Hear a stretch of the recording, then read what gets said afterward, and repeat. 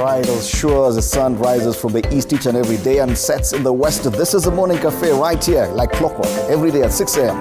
With me, Fred Indimuli, and Stanley Narigita. This is the Morning Cafe. Karibu sana. How hot is the coffee where you are? Leo nasikia kuitwa first officer. Yeah, first officer. Naona umepiga luku ya first officer. Kama pilot. Are you ready? Uko na passport by the way? Yangu.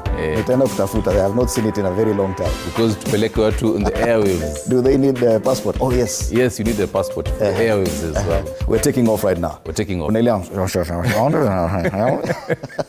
It's definitely, it is Biashara Tuesday, and this is the kind of panel we're going to be having today. Members of Parliament are resuming, so quite the intro. Oh yes. Naona hata leo umejipanga. Leo nasimamia mbali. David Kiplagat, MP Soi, Joe Mutambu, former MP Mwingi Central, and Jude Njomo, former MP Kiambu constituency. They'll be with us. Remember, Parliament resumes today. After that long recess from the 26th of June to today, 23rd of July. So a lot in their entry, and we'll be discussing that and a lot more. Yes. Coming up around 8 a.m., importance of artificial intelligence has been quite in the whole business industry as well. Does AI come to take over your job? We'll be discussing that as well, and the importance of having it. John Ofula is the head of Artificial Intelligence Center of Excellence Africa. You definitely want to be part of this. All right. The headlines this morning, the moment of truth. I love that headline. Yes. Paka wamekuchorea barabara vile mambo itaenda. Yes, this is a standard today, the moment of truth, and they say why it is. Who will budge? That's the question they're asking on the standard this morning. Crisis as Treasury fails to release 30 billion cash shillings county cash. Remember, we are in the last 10 days of the financial year. Yeah. If this money is yet to be released, even if they release it today, counties cannot absorb this kind of amount. That's the front page of the Daily Nation. Inside Ruto plan to crash demos. That is People Daily. And the photo there with the water canyon already, the pink one. Ukitoka protest TV, kila mtu anajua umetoka wapi. Inile baby shower. Baby reveal. Okay. Kutaendaje ni swali kwenye ukurasa wa mbele wa Taifa Leo, masuala ya maandamano na vitisho kutoka kwa serikali. Habari kuu pale kwenye ukurasa wa mbele wa Taifa Leo. On the Star, Kenya Airways risks ban in EU over safety. Now, when you take a look at... it's Tuesday. Oh, yes. So they have the MyGov. Yeah. So they have to be very careful about what headline they put. But they still pointing you to the airport. Oh, yes, definitely. Because right now, one of the trending hashtags, Saini, Occupy JKIA. And then they have... Now, this is a different story, but... Yes, this is totally different, but this is the only headline, our daily, that has an image of Kenya KQ planes. Sasa hata ukipitia uone hii KQ inafanya nini? Unapata kwa the Star. All right. Masuala ya biashara, Ruto retirement age order to cost taxpayers gathers 24 billion cash shillings. All right. Matters business. Hesabu tu pale ya pesa. Let's cross the border into Uganda. Something similar happening there. The 7 demands Gen Z wa kule Uganda wamesema hata hao kinaumana leo. So they call it D-Day. The president has warned, the police have put down their feet, and the youth have said they are on motion and will make good their call to march to Parliament in a demonstration against corruption that is stinking to the high heavens. And they now want heads to roll, but who will blink first? Now, usually we get this kind of coverage in Kenya after the protest. Yeah. Now, before even the protests begin, the story is on page 4, 5, 6, 7, 12, 13, and 14. Hey. Don't confuse it. This is not Kenya. This is Uganda. Yes. Zoom out. They want the speaker to resign. They want resignation of 4 backbench commissioners.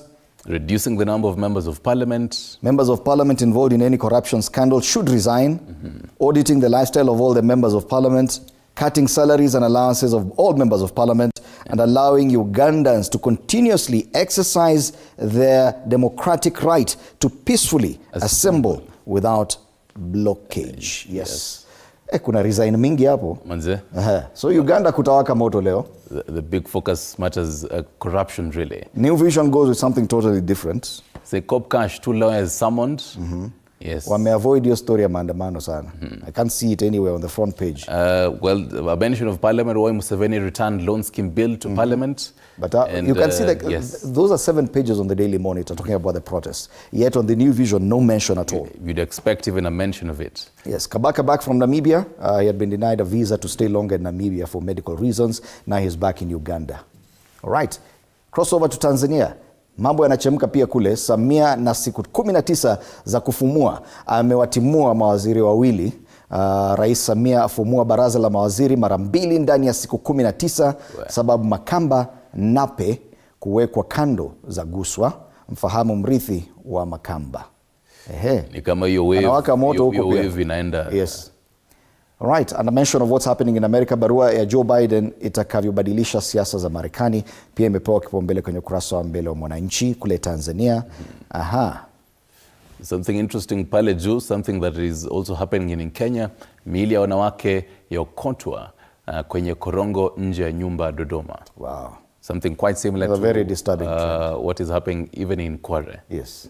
Right in Nairobi. Right. On the Citizen, CCM power play on display in Makamba Nape removal. Still talking about the firing of those 2 cabinet ministers in Samia Suluhu Hassan's government. That's a big story, and I think it's the only story on the front page. Of course, what's happening in America also featuring on the front pages. What next after Biden drops out of US race? Features prominently on the front page of this paper. Interesting how Tanzanian papers have keenly taken a look at and focused on what is happening in US. Let's come back home and take a look at the traffic situation. Of course, we do expect some disruption in Nairobi later today, but as it is right now, let's take a look at the major problem points. And you can see it's a few minutes past 6, but it's looking green all over, especially around what we call the Pangani interchange. No traffic at all, nothing building up, meaning people are not really keen on heading towards town this morning. It's green all the way from Garden City down past KCA University, the Utali Drift, past Mathare Mental Hospital and into town. Green all the way. The other area that's usually problematic is Jogoo Road, and look at it, green all the way from Donholm interchange all the way past Makadara. Hata ile shida inakuanga hapa Mbotela, nothing. Ndio ile unasemanga it's a Sunday weather. Jogoo Road, City Stadium, nothing. All the way. Even naambiwa people are using flights. Even this area around town, Marikiti, at around this time it's usually very busy, but you can see nothing to report. Let's take a look at the southern part of Nairobi. And let's go as far back as JKIA. Tuone how vile JKIA kunakaa. Yes. It's looking green so far, nothing to report.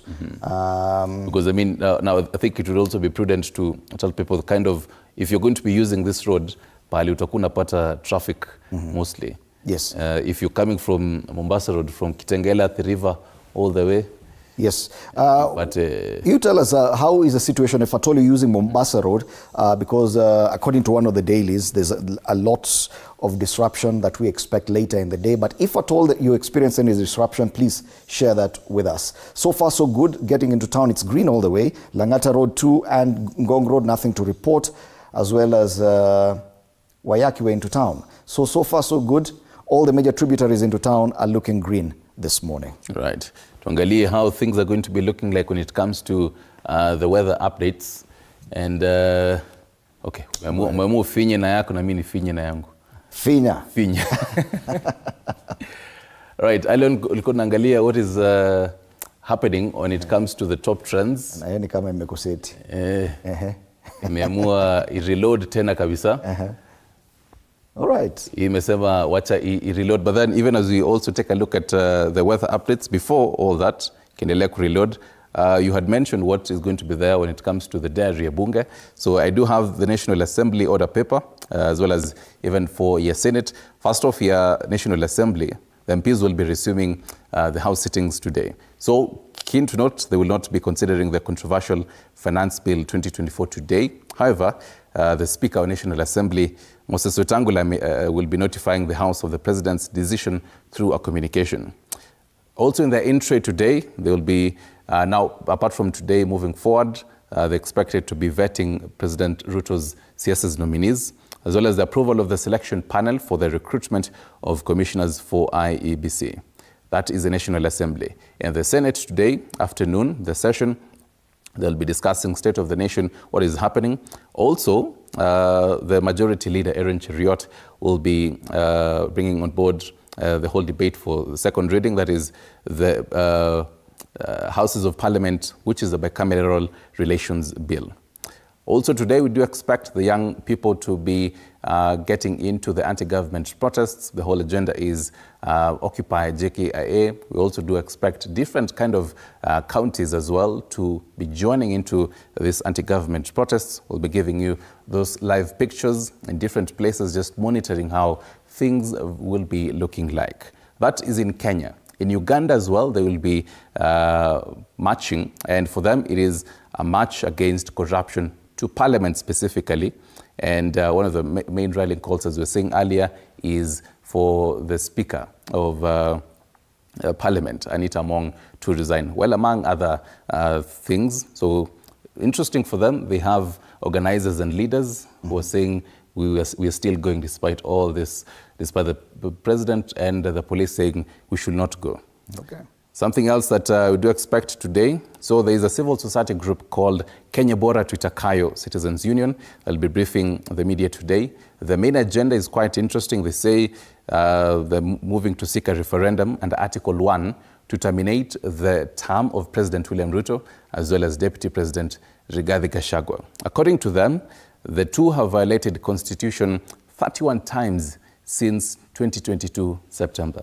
So we wait to see what they're going to say on that as well. That's in our news diary, in our news bulletins, as well as our digital platforms. And now, though, let's get into the papers.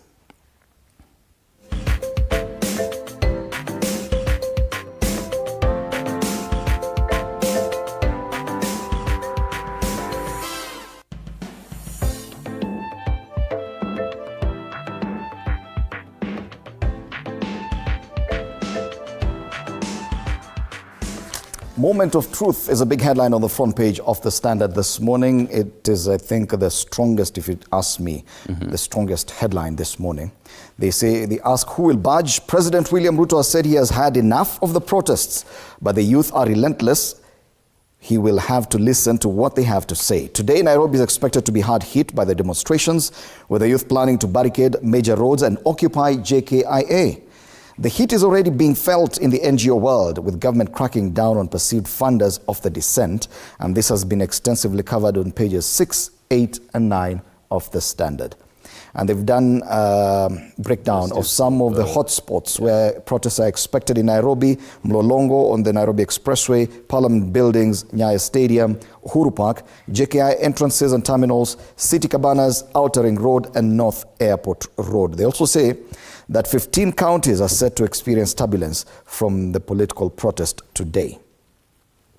Meanwhile, the Kenya Airports Authority has already issued an advisory to the passengers, and they say due to heightened security checks and protocols at JKIA, passengers are advised to arrive at the airport early. They said at least 4 hours, according to one airline, KQ, I think. To avoid any potential delays in catching their flights, kindly contact your respective airline for the latest flight information. That's according to the Kenya Airports Authority. So if you're going to Kisumu and you go there 4 hours earlier, you'd rather just hit the road on this other side, utafika tu mapema na tuk-tuk. The other story given prominence on the front page is what's happening in the US after President Joe Biden stepped down from seeking re-election. They say, what next for the Democrats? President Joe Biden's pullout from the US election has got the world speculating on direction the Poland party will take. And that story is on page 35 of this paper, according to the latest information I'm getting online, because even his endorsement of his Vice President Kamala Harris to take up the mantle and seek presidency, she will still be subject to the Democratic Party delegates. But so far, it would appear she has garnered enough. She has already garnered enough of the delegates needed. Yes. Meanwhile, the president is still, President Joe Biden is still recovering from that COVID infection, and he has not been seen in public for a while. Interestingly, the Financial Standard goes with the matters airports as well. About the 260 billion cash shillings airports financing hole. There's a lot of focus on flights. Yeah. We're not catching feelings today. Only catching flights. Love that. Let's go to the back page of the Standard, and there's a very interesting photo of a rugby player there in action. Rugby action during National Term 1 games in Machakos. Welcome to the murky world of age cheats at secondary school games. And you remember sometimes ulikuwa unaenda high school Unapata unakutana na jamaa mwingine mgumu sura tinginya. Karibu niseme Nyaringiti. Sura tinginya. Unashangaa huyu bado ako form 2 kweli? That's a story on the back page of the Standard. The murky world of age cheats at secondary school games. That's a Standard this morning. Similar headlines are on the front page of Daily Nation. The big headline, though, is totally different. They say crisis as Treasury fails to release 30 billion cash shillings county cash. They say the unremitted amount is a culmination of lengthy delays in scheduled disbursements of the 2023-2024 fiscal year. Despite the Council of Governors' sustained complaints, the hold-ups are hampering services and contravene a legal requirement to give counties equitable share of revenues by 15th of every month. And a total of 35 countries have not received more than 500 million cash shillings each. And this is also going to be on the in-tray of the members of parliament when they resume. Just talking about all this maswala ya pesa ya counties as well. Pale chini, pressure mounts on Ruto over new cabinet. I love the photo of the president that they chose.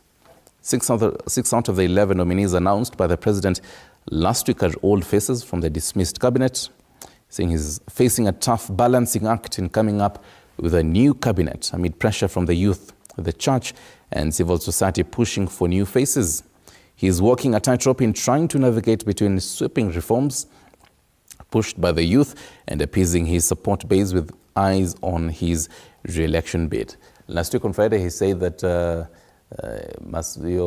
kuchagua even for the next batch is at the very top stage. So chances are he might be naming the other list this week. Oh yes, he could even do it today, you never know. Yeah. Amue nyinyi mkienda JKA umiwacha niwaambie. On the left, scroll, shilling in fresh slump due to political tension. They say the shilling has slumped to an 8-week low against the US dollar as the market continues to take in the effects of the anti-government protests which have affected trade and tourism. Also make mention of what is happening in US. Kamala keeps eye on the prize in White House race. Something interesting that you're going to be seeing even as of next week. Electoral body's selection panel will be in place next week. This is according to the Speaker of the National Assembly, that is Moses Wetangula. Kwingineko, tens of people have gone missing since the start of protests last month. This has to do with the matters abduction, and when you go to page 2 and 3 as well, they have the photos there of some of these people: Franklin Ondwari, Purity Njeri Gitau, Emmanuel Mukuria, as well as Daniel Kabusho, just to name but a few of them. That is what Daily Nation goes with. On the back page, something else that you also need to know this morning: you will now replace your ID card every 10 years. It is according to the state. They say those seeking to renew expired ID cards won't need to undergo fresh biometric registration. So the new national ID card features a machine-readable microchip containing relevant personal details. Hey, okay. Every 10 years, lazima badilishe. That is Daily Nation for you. We'll be getting back to it on the cartoons, but first, tuangalie gazeti la Taifa Leo. Ni swali pale kwenye ukurasa wa mbele: kutaendaje? Vijana wapa kupuuza vitisho vya serikali, huku Ruto akiahidi kuwakomesha waandamanaji. Wanasema wao hawana ukabila, miegemeo ya vyama au sura. Nimempa kila mtu nafasi ya kusema alichotaka kusema, wala hatuwezi kuendelea hivi. Lazima tulinde nchi. Hiyo ni kauli ya Rais William Ruto kwa vijana. Maandamano leo wamepanga kuvuruga shughuli zote za usafiri mjini, zikiwemo za uwanja wa ndege wa JKIA hapa Nairobi. Vidokezo zaidi pale: Kamala pazuri kurithi kiti cha Biden. Kwingineko, Eli Doalo aliyekuwa waziri wa ICT, kuna viongozi wanasema arudishwe. Au watatoka. Watatoka waende wapi? Kwingineko wanasema West Ham hawalali kwa ajili ya Kante. Pale juu kuna habari zingine ambazo vidokezo zaidi: IBC itaanza kubuniwa juma lijalo. Ini kulingana na spika wa bunge Wetangula. Na habari ambayo pengine haijaangaziwa na magazeti mengi, utalipa nauli ya shilingi 12,000 katika SGR kutoka Nairobi kwenda Mombasa. Makochi mapya yenye starehe kukugharimu maelfu ya pesa. So kwenda Mombasa kutoka Nairobi na kurejea Nairobi itakuwa ni shilingi 24,000 peke yake. Wow. Lakini unaketi starehe. Uko na meza pale, unakaa katika ango ukiangalia ndovu pale Savu. But are there any other additional? Sasa sijaelewa. Ni taarifa. Makochi mapya yameletwa pale Mombasa. Gazeti la Taifa Leo.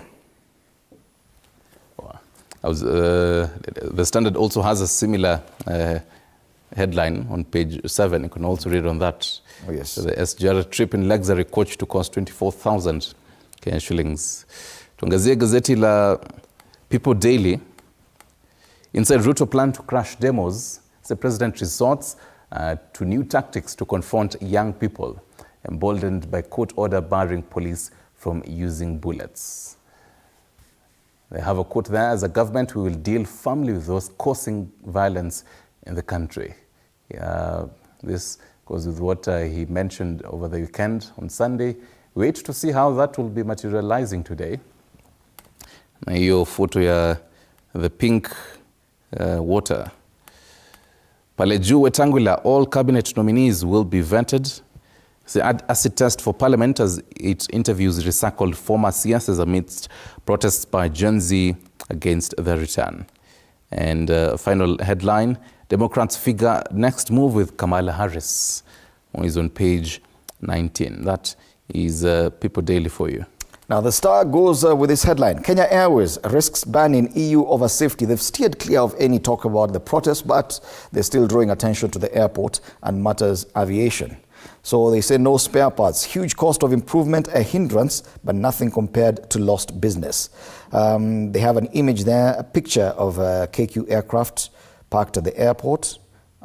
Old aircraft accidents, near misses, lack of spare parts, and substandard training as part of the problems that makes KQ at risk of a ban in EU over safety. This story has been covered on pages 4 and 5 of the Star. And you can imagine, I mean, this is a regional airport having such kind of problems. Oh yes, KQ has had enough issues. All right, away from matters of aviation, other highlights on the front page of the Star. Kenyans received the first TB vaccine in 100 years. Wow, 100. That's serious. Elsewhere, eyes on Parliament as MPs return to full in-tray, and they asked the question, did they learn? Remember, they left only a day after protesters breached the perimeter fence and walked into Parliament.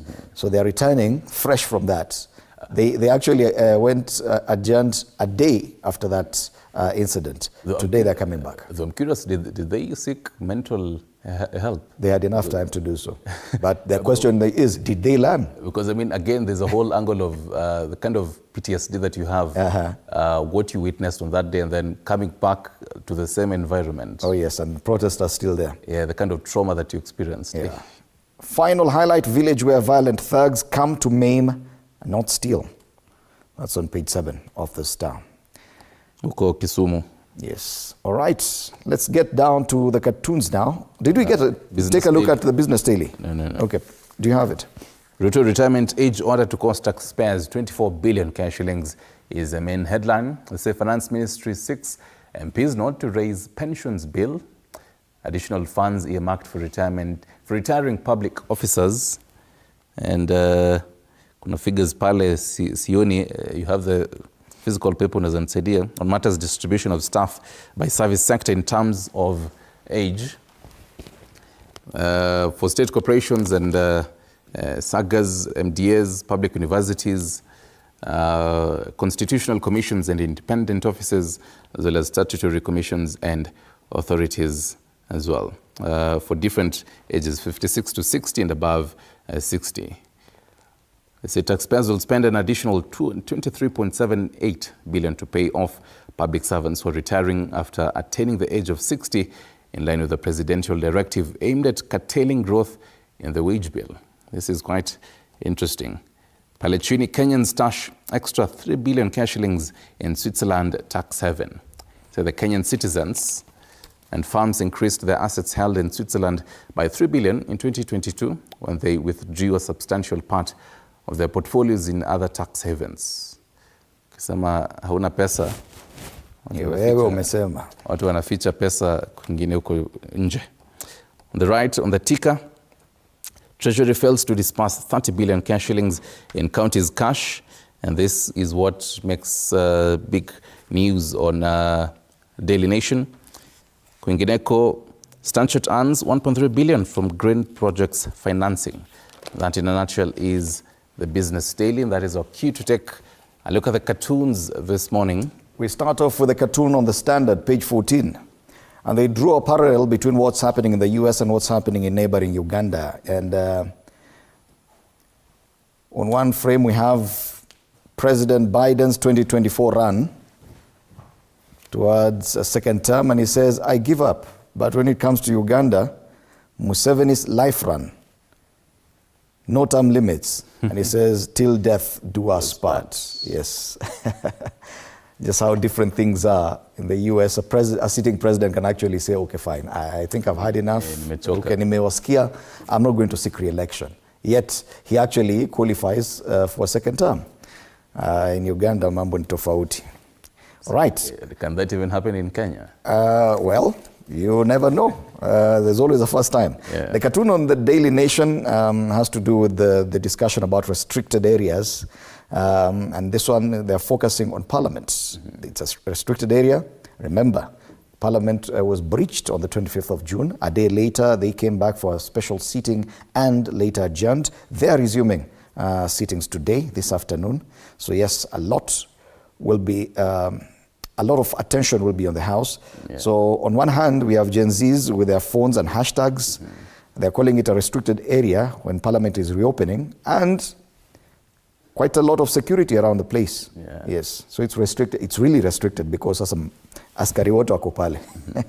Reminds me also the police had said that GKA is also a protected area, so just warning people. Yes. But the irony with this is a democracy. Then you have Parliament sitting under such security. What exactly are you telling us? That Kenyan parliamentarians cannot really conduct their work safely. From Daily Nation to the People Daily, matters the deadlines matters when it comes to dialogue, and Stanu continues with his take. Kumbuka jana ya Will You Marry Me? Sasa leo in the same trouser, the two gentlemen there, a caricature that resembles President William Ruto, ingine Raila Odinga, all playing that, what instrument is that? A violin. A violin, yes. Na opposition hakuna mtu mwenye ako hapo ndani. Wameacha opposition huko bure. Wako hapa na kaptula ya serikali. Still on matters having this broad-based kind of government, on the cartoon on the Star, this gentleman is a carpenter and he's trying to fix his cabinet. Ile mlango ya cabinet, but it seems the frames and the door are quite different. He's trying to patch up things properly, lakini iko loose bado. He's saying it's his new cabinet. Imekata. The new, it's a very old one, but it's a new one. All right, we'll be looking at this and a lot more on State of the Nation after the break.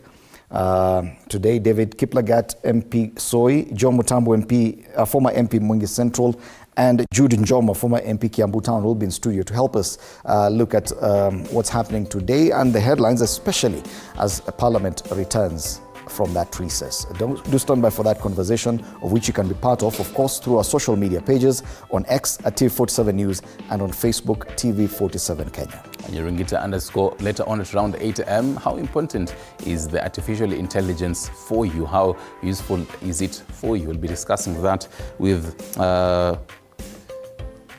John Wafula, he's head of Artificial Intelligence Center of Excellence Africa. He'll be helping us understand this. Stick around for that and a lot more.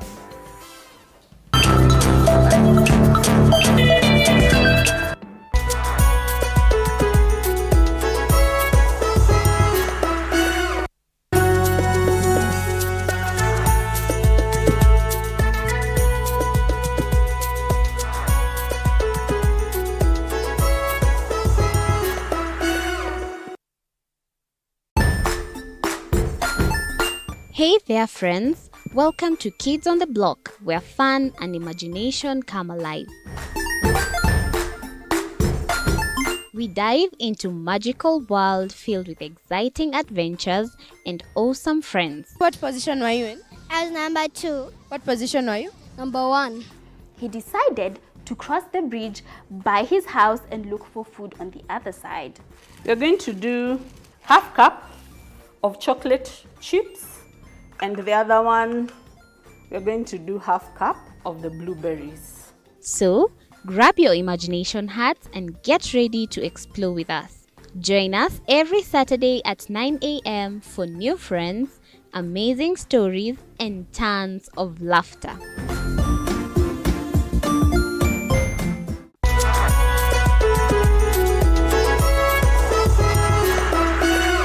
Join us as we explore the journeys of those who defy the odds and break barriers. We dive deep into the stories of triumph. Sometimes when parenting a child with a special need or whatever disability, family life becomes a bit complicated and you may end up raising the child on your own. Here, we inspire. I have a farm which one we showcase with other dyslexic youths and autism, how to farm. Motivate. It's never easy, but what we do, the best thing is to work with another parent who has an elder child than yours. And break through the barriers one story at a time. Push your boundaries beyond the limit. Saturdays at 8 p.m.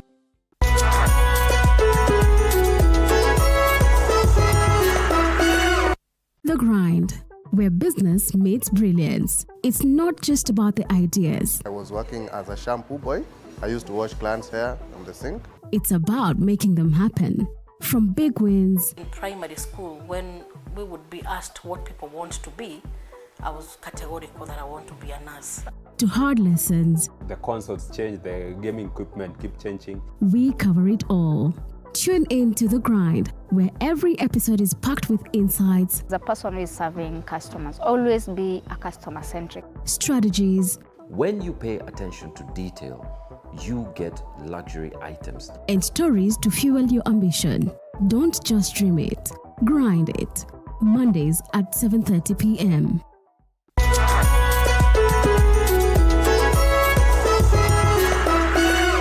Jiunge nasi tunapoangazia safari za viongozi bora.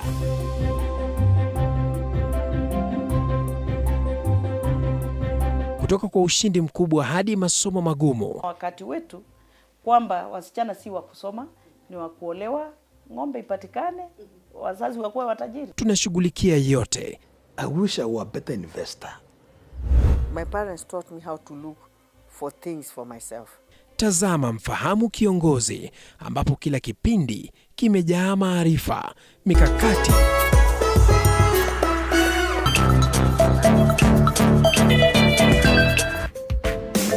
Welcome back. You're still watching Morning Cafe on TV 47 with me, Fred Indimuli. Time for us to take a look at the state of the nation. Interesting headlines, and my favorite this morning, Moment of Truth. That's the front page of The Standard. And they ask the question, who will budge? Similar headline asking a question is on the front page of the Taifa Leo. Swali pale ni kutaendaje? Swali moja tu. Other headlines, the Daily Nation has chosen to go with crisis as Treasury fails to release 30 billion shillings county cash, but still makes mention of the kind of pressure that President William Ruto faces over his cabinet nomination. Of course, key among the things that are happening today, away from even the planned protests by the youth, anti-government protests, there's also mention of IEBC reconstitution. Electoral body selection panel will be in place next week. That is according to Speaker of the National Assembly, Moses Wetangula, as he gave a briefing just ahead of Parliament's reopening today. This morning we're privileged to have in studio Jude Njomo, former MP Kiambu Town. Sorry for that. Karibu sana Bwana Njomo. Thank you very much. Good morning, viewers. Yeah. I hope you have a good time, and I'm wishing you a good day. Yes. Now, before we take a look at politics and the protests and what will happen, because there's a lot to discuss there. There's what the Daily Nation has chose to focus on, and this is an issue about money. Crisis as Treasury fails to release 30 billion shillings county cash. And they talk about the unremitted amount is a culmination of lengthy delays in scheduled disbursements for the 2023-2024 fiscal year, despite the Council of Governors' sustained complaints that the hold-ups are hampering services and contravene a legal requirement to give counties equitable share of revenues by 15th of every month. Today is 23rd of July, meaning we only have about 7 days to the end of the financial year. Meaning even if this money is released 5 days to the end of the financial year, counties will not be able to absorb it. This kind of game has been happening for a while, that money is retained by Treasury and the Treasury fails to disperse it on time. This is an affront to devolution in itself. It's a serious threat to devolution, because there is no purpose of having a devolved government that is not properly financed. It will not be able to perform its duties. And I expect this event to happen more often now that there will be a cash crisis within the Treasury or the national government, because they are not able to collect as much as they would have expected with the rejected 2023-2024 finance bill. And the government never treats the devolved units as the first port of call. Whenever they have money, they first do other functions which maybe they think are more urgent, and they only deal with the county at a later stage, which would actually threaten the very existence of the county units. They need to have money to pay salaries. They need to equip the hospitals. They have recurrent expenditure that needs to be funded. And if this does not happen, then they're in jeopardy. Yeah. But the concern, and you mentioned the issue about recurrent expenditure and salaries, it would appear that even as we talk about devolution and our need to protect devolution, that these devolved units have been reduced to nothing more than employment bureaus. All this money is just going to pay salaries. Nothing much is going towards development. And many people are questioning the rationale of focusing more on devolved units. The devolved units have now been in existence for 12 years. And they have been complaining that they inherited, so many employees from the previous municipalities and county governments. So I would expect that they would not replace the employees who go by natural attrition. But we have seen every new county government that comes in comes with a bunch of new employees. So however much we would like to sympathize with them, however much we would like to see that, to understand them, I think they are also part of their own problem. Because I think even the national government is involved in doing, you remember when they were doing a golden handshake, reducing the number of employees. Because there's no need to having so many if they're not performing. Two, many of the county governments also have authority to get what they call A&A, their own collections at county level. Most of this money just goes to waste. It disappears in corrupt dealings. I remember the county government of Muranga announced earlier, I think a couple of months ago, that they have been able to double their collection. By just improving their systems, by just sealing leakages, by digitizing the system of collection, they are able to double their collection. So county governments, if they concentrated on raising revenue, they would be able to raise a lot of money without necessarily over-relying with the Treasury. Though Treasury must all the time fund the county governments as the law requires, but also the county governments can generate their own revenue. You mentioned earlier the issue of the kind of cash crunch we are facing as a country. And it comes at a time when the two houses of Parliament had agreed to increase the revenue allocation to counties from 385 billion shillings to 400 billion, which is huge. They've never received that kind of amount. But when you see such a headline where 30 billion shillings at the end of the financial year is yet to be disbursed, it beats the purpose because for the two houses to actually come to that agreement, it took a lot of negotiation. This beats the purpose. If at all the allocation is 400 and at the end of it about 7 or 8% is not disbursed, what's the point? If you remember, our original government system was some kind of majibo government, though they were not properly protected by law. And that is how it was finished, by not funding the devolved units. So if this continues, the same thing is going to happen, that our majibo system, our devolved system will fail because it is not properly funded. So it is very, very important that this money gets to the county governments and gets to the county government in good time. They have only like 7 days to spend all this money. How are they going to spend it? In fact, this is the best way to encourage misuse of public funds, because even if they got the money today, they will be in a hurry to spend all of it rather than returning it back to the national treasury. So it is actually very, very frustrating to the county governments. And this is not something they are starting now. They have done it many other times. And you say county governments have not done themselves any favors in as far as corruption is concerned.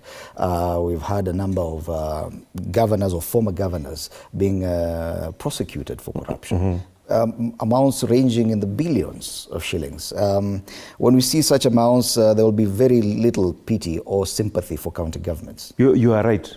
You are right. And though that the public, the corrupt governors are being prosecuted, we saw, was it a month ago, when one of the governors struck a deal with the government that he's going to exchange some of the property he had bought out of the illegally acquired money in exchange for his freedom. To me, that was a very bad deal. Because what are we telling to the sitting governors? That you can steal, if you are caught, you'll just strike a deal. So everybody will try to steal. I think we should have very stringent rules, and the repercussions should be very severe, so that any governor who thinks of dipping his fingers into the public jar will know that the consequences can be very, very dire. Okay. And that is the only way we can be able to reduce corruption. Allow me to welcome onto the set our other panelist. David Kiplagat MP Soy is with us. Karibu sana onto the set.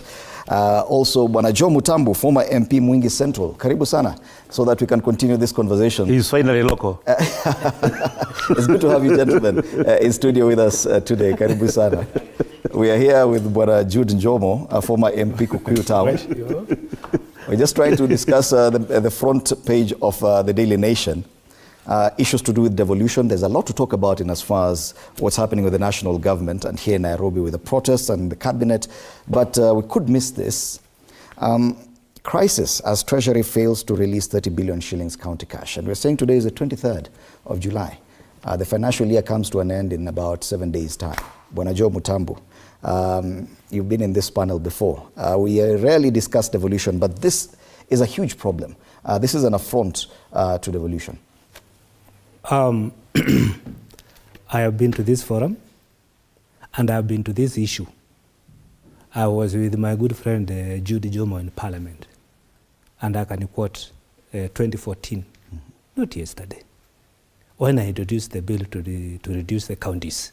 Those are the issues I foresaw then, that we are having a big problem with the number of counties we are having in this country, with the bloated wage bill, which we have in this country. But nobody listened to me then. Nobody wanted to hear nothing. What is this Mutambu talking about? But whatever I envisaged then, what I saw then, is what is happening in our country today. It is the reason for these demos you are seeing, because these demos are happening because the government needs a lot of money, and you cannot get that a lot of money from nowhere. You have only two choices. You either borrow or you tax the Kenyans. And that's what I told them. Today you want many counties. Tomorrow you will cry because the price of bread, price of sugar, price of essential commodities will go high because the government must tax you to get money to fund for this institution.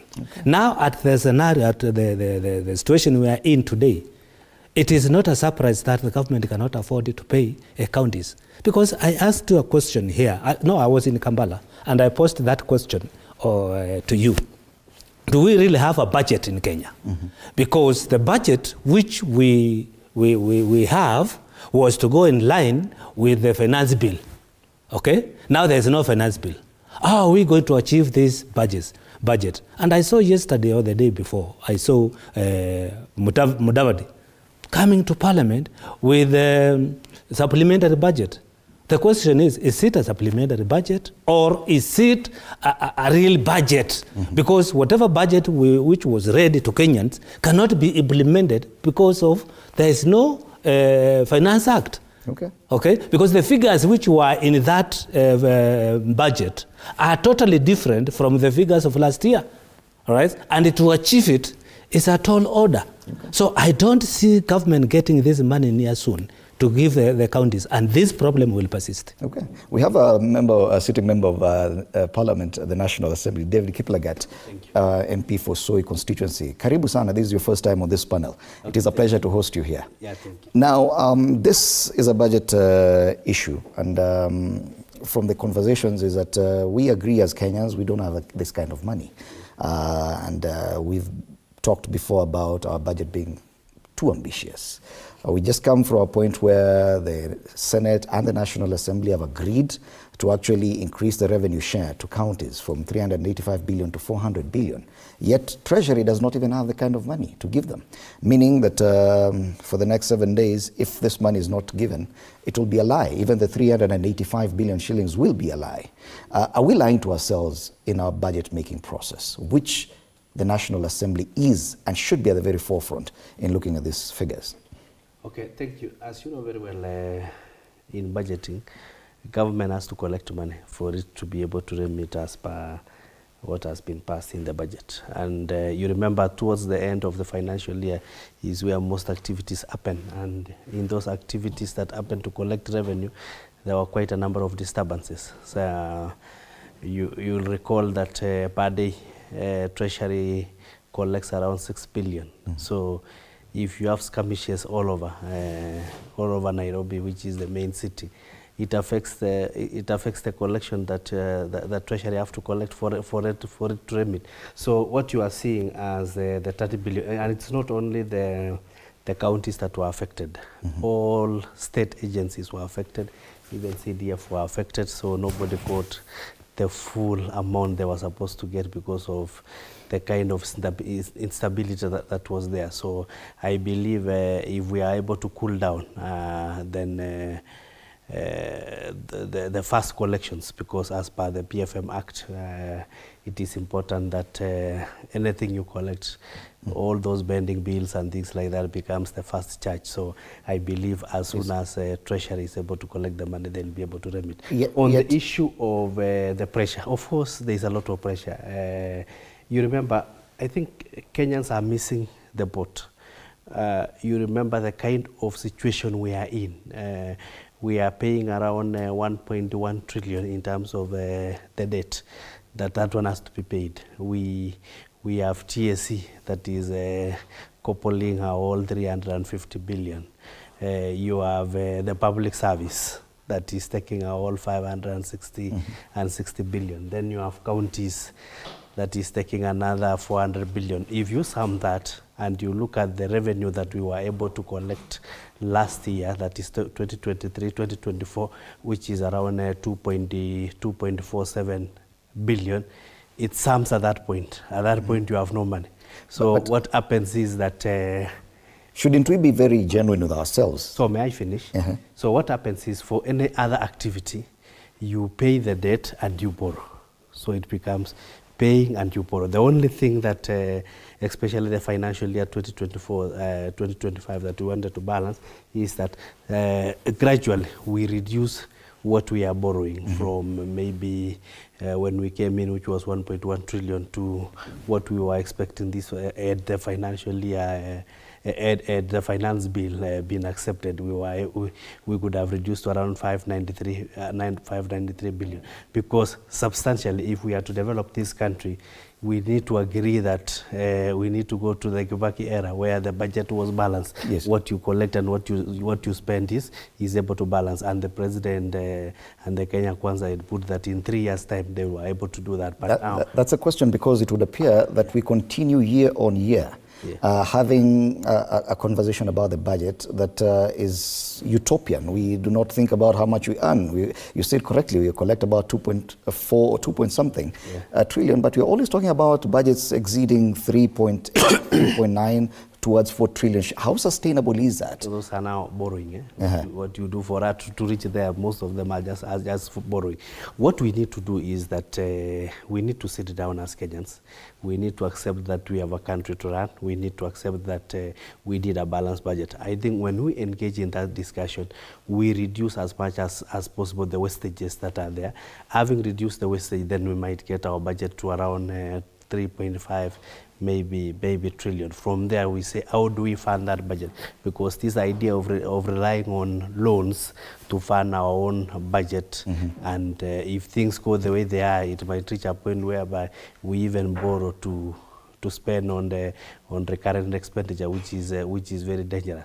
So we need to bring everybody on board. We need to bring the young generation on board so that they can be able to understand. And I think once everybody have understood where we want to go, then we can go as one nation without these divisions. But Jude Njomo, that's the crux of the matter. The fact that our budget is skewed, it's totally wrong. We start wrong in the budget making process, and this is one of the main functions of the National Assembly.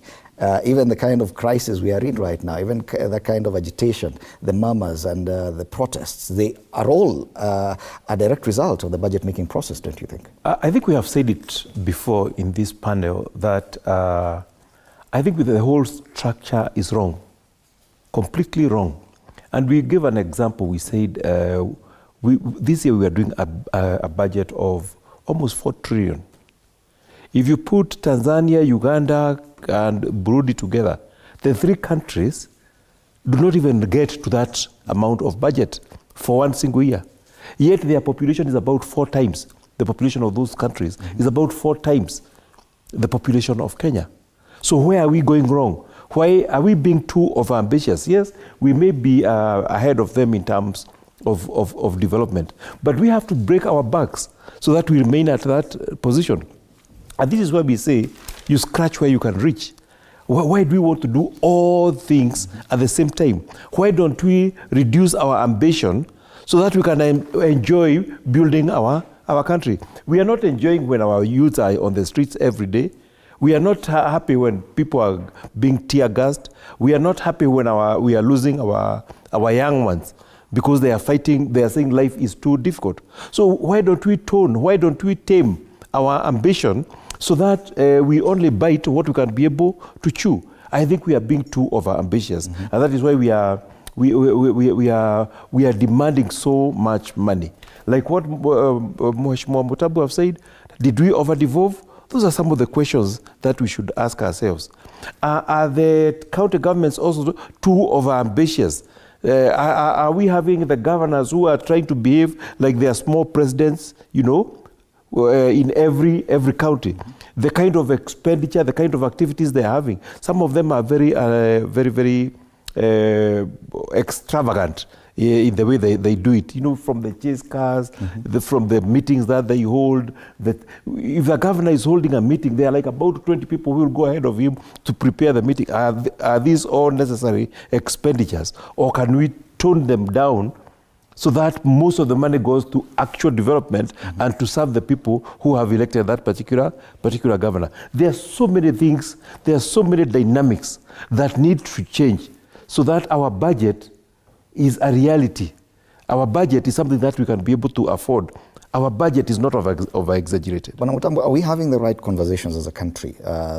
Because we seem to be handling too much in one go. We're saying now that there's a possibility, and there have been calls for national dialogue to discuss the current crisis, but discussing the current crisis without going into serious look at the crux of the matter, which is a budget-making process, will not help. Are we having the right discussion? No. We have never had the right discussion in this country.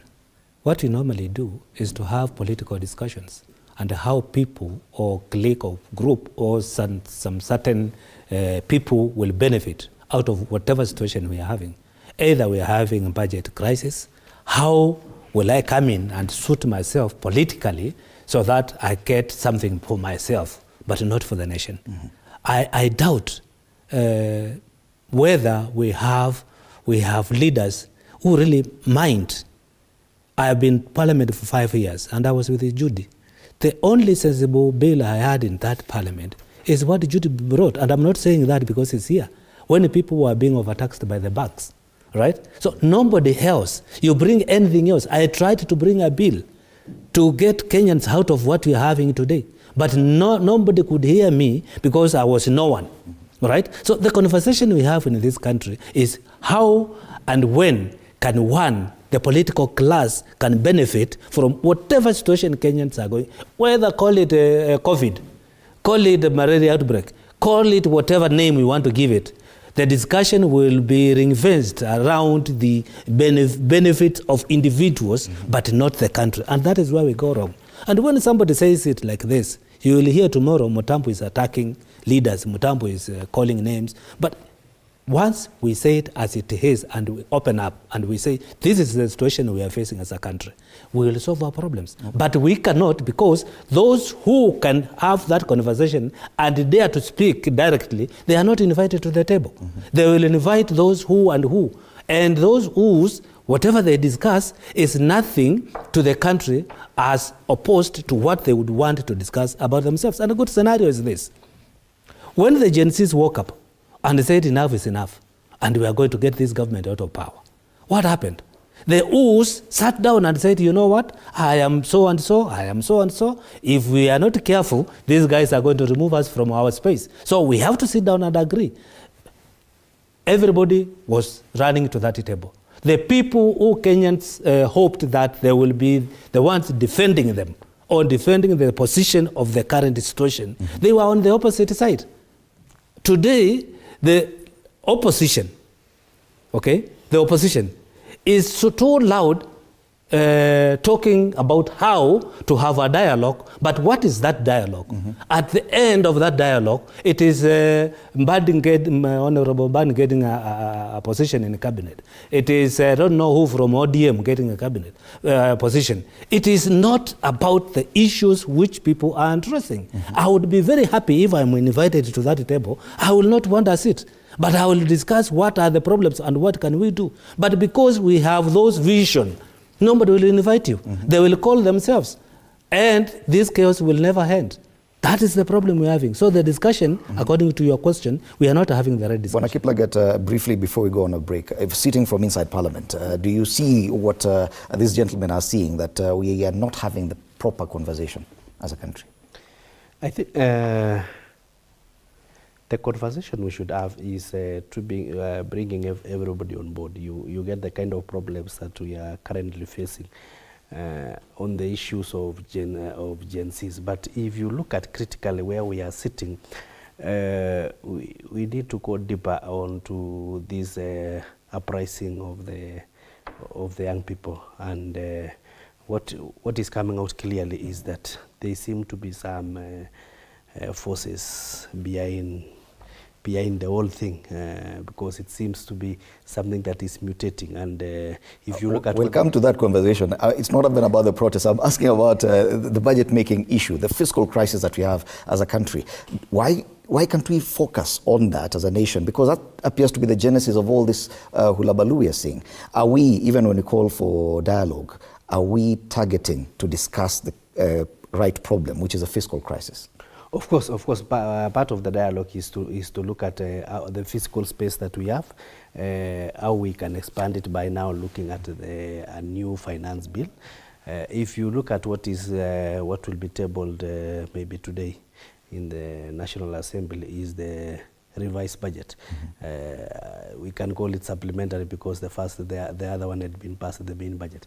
So in the supplementary we are retooling the whole budget and cutting on most of the recurrent expenditures that we can do away with, and I think if you look at that budget critically, we have been able to reduce to around by over 200 billion. So now we are talking about 3.97 trillion in terms of what we shall spend.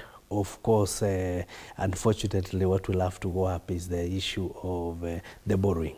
Borrowing initially we had said to borrow around 593. Maybe now we go to around 750 and things like that. So we need a discussion because even on what we had passed for counties, the 400 billion. That money is not visible. We don't have that money. We don't have that money. So we have to relook, and the proposal is to reduce by 20 billion or 15 billion. Back to the. So we need to discuss on the CARA. And also we need to discuss on the DORA. So there will be a lot of discussions so that at least we can cut that space to fit us. Do you agree that probably the conversation should be even about relooking at devolution itself, that it could be too expensive for us? You know the noise for pro-devolution is higher. No, I'm asking for your opinion. For my opinion, it's something that we need to relook at.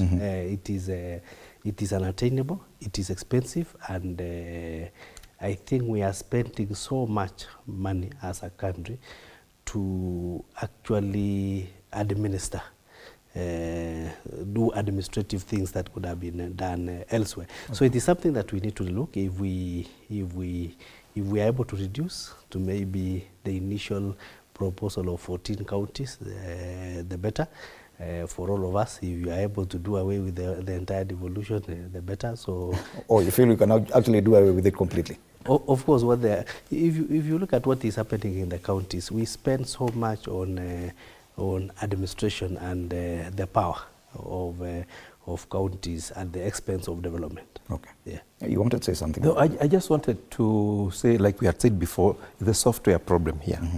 Okay, they're going back to Parliament to come up with a new finance bill that has the wrong targets.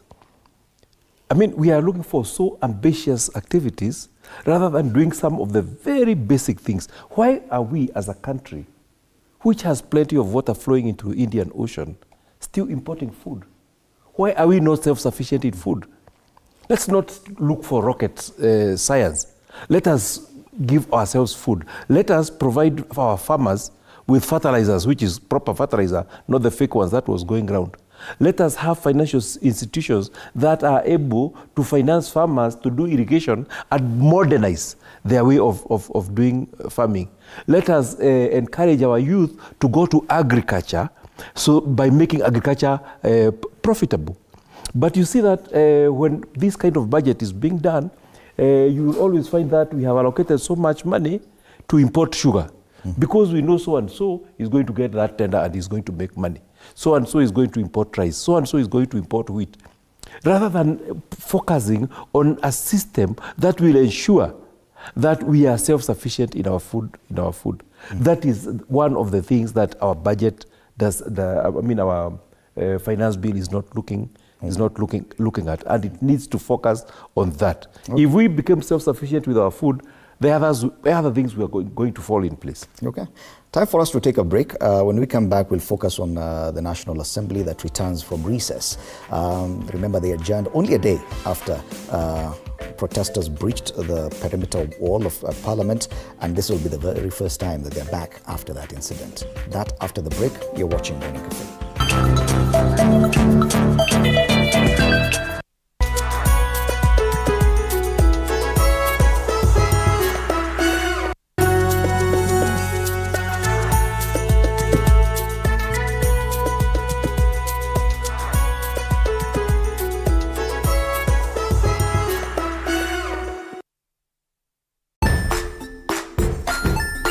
Hey there, friends. Welcome to Kids on the Block, where fun and imagination come alive.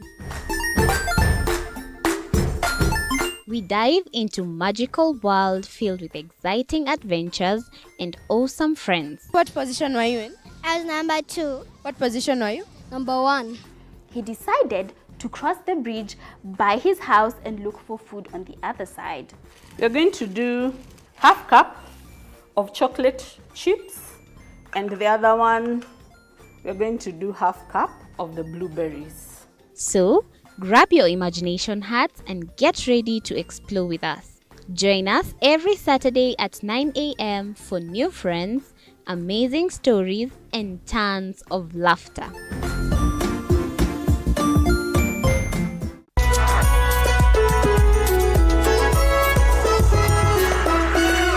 Join us as we explore the journeys of those who defy the odds and break barriers. We dive deep into the stories of triumph. Sometimes when parenting a child with a special need or whatever disability, family life becomes a bit complicated and you may end up raising the child on your own. Here, we inspire. I have a farm which one we showcase with other dyslexic youths and autism how to farm. Motivate. It's never easy, but what we do, the best thing is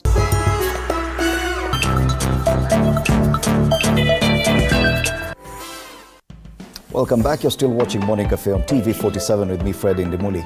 I'm still in studio with Jude Njomo, former MP Kiambu Town, David Kiplagat, MP Soi, and Joe Mutambo, former MP Mwingi Central. We now want to focus on the National Assembly. Bwana Mutambo, you've been talking about this, and the National Assembly, let's leave the Senate aside for now. The National Assembly has come under a lot of criticism, and when Parliament was breached, that was probably an indication of a lack of public confidence in that institution. They're coming back today with a lot in their in tray. One, the finance bill that was rejected by the President is still yet to be processed by Parliament. They are looking forward to vetting nominees to the cabinet that were named by the President and others that were to be named. But they come against a backdrop of a lack of trust from members of the public. People look at Parliament and they do not trust these people there. They criticize them for being corrupt, for ceding ground to the executive. Going forward, do you think, as currently constituted, they are able to change this notion and probably instill some confidence in members of the public on their work? They can only change the perception if they act right. If I was in Parliament today, and I would want to encourage my friend here, when that supplementary budget is brought to us, I would ask one simple question. This supplementary budget is supplementing what budget? Mm-hmm. That's a very important question. Are we doing wrong things? Trying or purporting to be doing the right things? If that budget, which is coming in today, is a supplementary budget, it must be very clear. It is supplementing what? Okay, I will come back to you, Mutambo. We need to sort out something there. Mm. But you're looking forward to going back to the House today. Yeah. You know the kind of experience you had. I don't know if you are in the House on the 25th of June. Of course. Were you present? Yeah, we were present. So that happened. How do you feel going back to Parliament today? Of course, what happened was a bit unfortunate, and we didn't know it can happen based on, you know, Parliament is a protected area, and the layers of protection theoretically is supposed to be as tight as possible. But the breach in terms of the demonstrators entering Parliament was quite unfortunate. The only savior, and I believe whoever designed that, I think he should get a back in the back, because that tunnel. That was a saving grace. That was a miracle. So I believe if that tunnel was not around, then things could have been more worse. And also we want to thank the demonstrators, because a few of us who were not able to enter the tunnel, especially the Bishop Kosgei, they were able to be magnanimous enough, and they were able to escort him peacefully. So that we really thank them, because at least they were a bit reasonable. But I believe the government now has put in place security measures to never again have such an embarrassment. But is it comfortable going to the National Assembly to conduct your job of representing the people, yet outside there we see barricades of police providing a barrier between you and the same people that you seek to represent? You know, of course the people I represent are in Soy. And when you sit at the National Assembly, don't just represent members I'm of saying, Soy. you know, we are people's representatives. Yes. And each one represents a segment of a constituency. You know, that is the nature of things. The unfortunate why we need now to safeguard Parliament is from the conditions that we are living in. We have insurgents that the government is trying to deal with them. So that is a situation we find ourselves in. And today we are having a Kamukunja at around 9, so that the Speaker can assure us that in that house we shall be safe to continue with our normal business. So I believe all the things will be set to make sure at least never again. And what happened is, if you look at it critically, and that's why we have now changes in the police force, and because we were there, I can tell you there were laxity in terms of the police. There were quite a laxity. In fact, when I was in Parliament in Bunge Towers, you could see the horses and the riders of the horses were just sleeping. Most of those these lorries that sprays the tear gas, I think they ran out of tear gas, or they were in their coastal. So there was something wrong, technically wrong with the policing. And from the information I had initially, which I just took it as a job, is like the police were a bit reluctant. They allowed it to happen. Yeah. But now, what was technically wrong is the disconnect between Parliament and the people who are represented in Parliament. You can bring the whole military to protect Parliament. You can bring whatever you want. You can even go and discuss underground. But if what you are discussing is not connecting with the people you are representing, there will always be that disconnect. That's the crux of the matter. That will always be there. The vote is still mine, and I was there. I can tell you what happened when the military came in around 4. All the demonstrators disappeared. So you will tell yourself, why is it that even without firing a shot, when they just noticed that the military have arrived, all of them ran into their space they could be able to hide, and they disappear. So it follows that in the organization of things, there should be something in the police that was coordinating the whole thing. So let us not take it as... But from your position as a member of Parliament, are you concerned that the National Assembly appears to have lost the moral authority to represent the people they speak about? You see, what happens is the finance bill was one item. We have been doing quite a number of legislative, and let us accept, in a country where we are practicing democracy, there are different viewpoints, and those viewpoints need to be represented. Like me, I was voting yes because of the issues I had seen in the finance bill, including one subsidy fertilizer, which we were allocating 10 billion, including last mile connectivity. We know in our villages, last mile connectivity is a big issue, which we are allocating 14.5 billion, including the teachers in turns, which we wanted to confirm, which we are allocating 18 billion. All those things superseded what the agencies were saying. But finally, if you balance the security and the law and order that we need to preserve, the president say yes, although we wanted to do A, B, C, D, let us just withdraw the finance bill, and then now we are in the supplementary budget, which we are now looking at to correct on what we could not have what we are not able to raise from the finance bill, and now we are able to correct through the supplementary bill. I think Mheshimiwa was talking about what are you supplementing? We are supplementing what we lost in the finance bill. I think those are facts. Yeah, which is around 346 billion. But Mutambo, you want to say something? When you listen to Mheshimiwa Soi, Kiplagat, sorry, Mheshimiwa for Soi, yes, you get answers why we are in this problem. Okay? Because if a budget comes to Parliament and I look at it and I see there are 10 roads for Mwingi Central, there are 3 hospitals, and I fought based on that without asking myself a question. Where will this money come from? Right? So I just support it because there's something being done to me. So long as I'm getting something, it is good. But I don't go back and ask myself, who will fund this? And how will we get this money?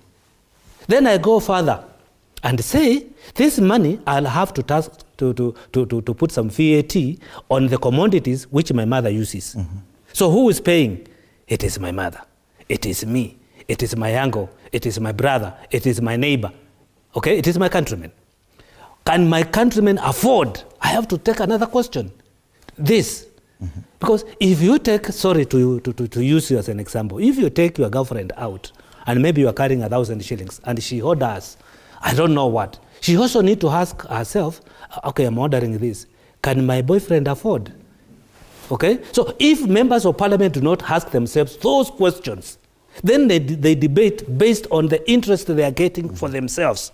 Then we plunge this country into the hole where we are today. And that is the challenge we are having.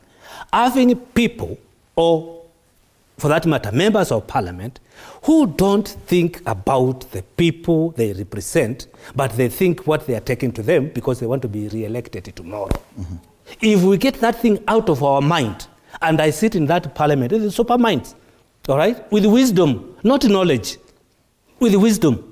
You don't need a degree to understand that if I call for a road in Mwingi Central and there's no that budget, I will have to get that money from my pocket.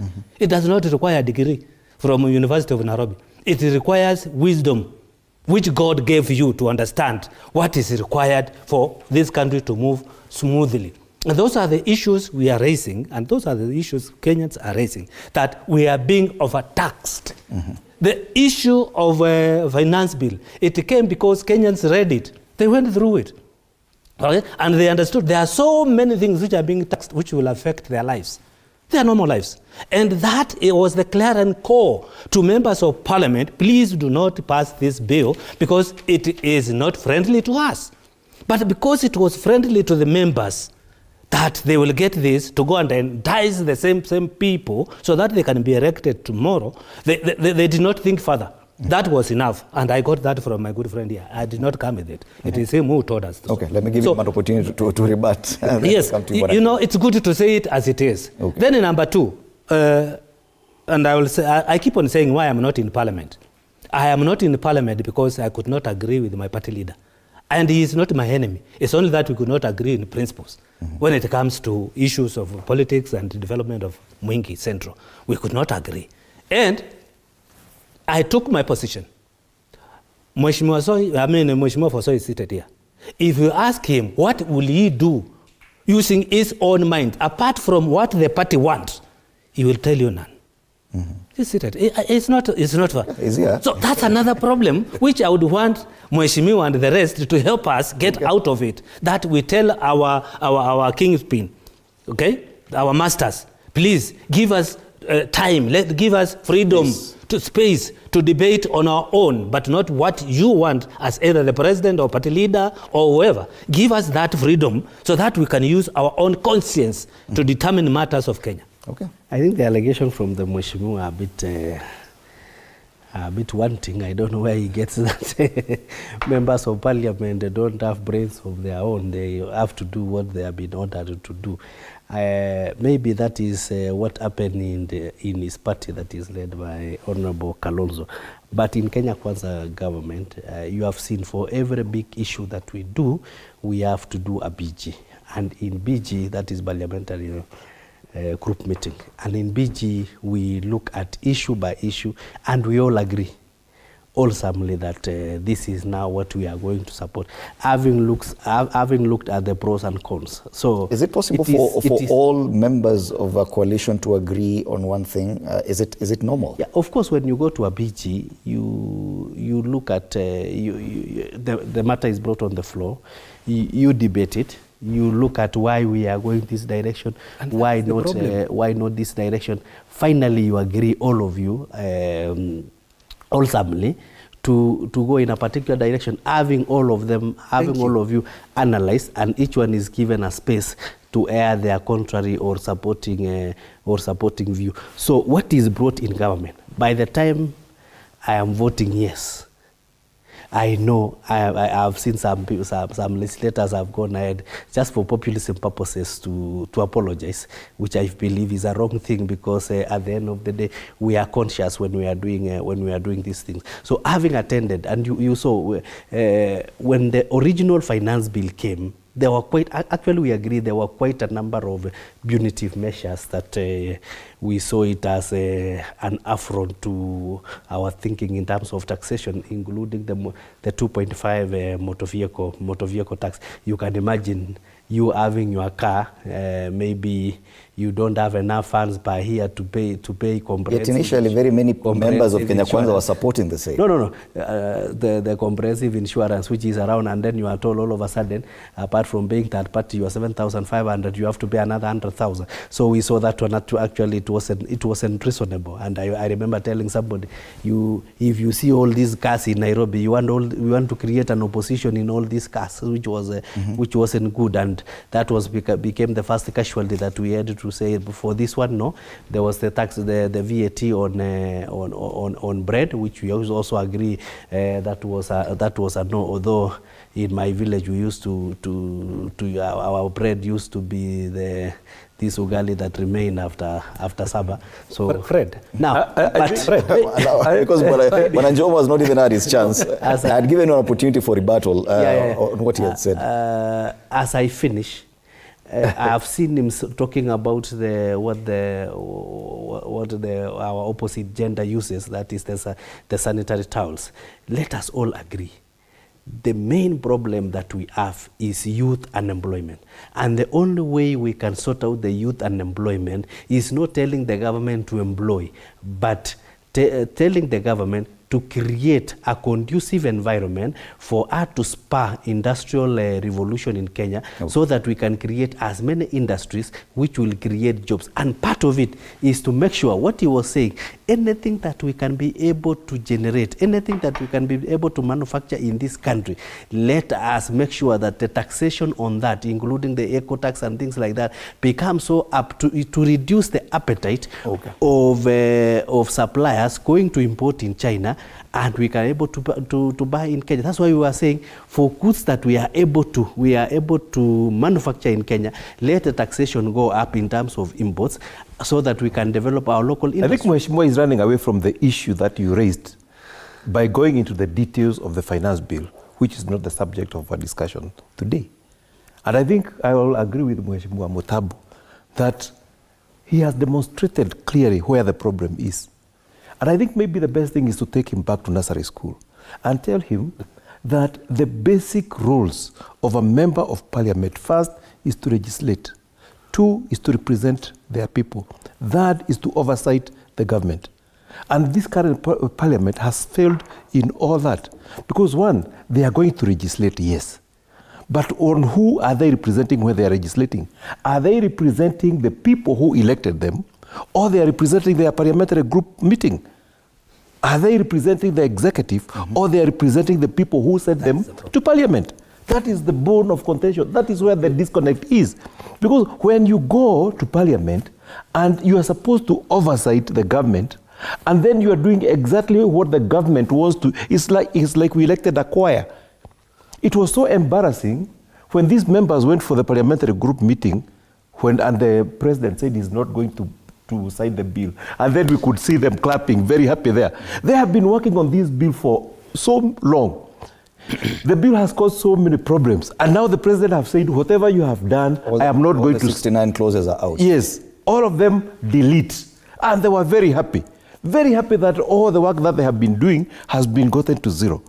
In fact, from my area, people are calling them Togege, and they looked exactly like Togege, just clapping and enjoying that their work has come back to zero. And that is why today, some members of parliament have moved from their houses because the Gen Zs have said they are going to greet them, and they don't want to be greeted.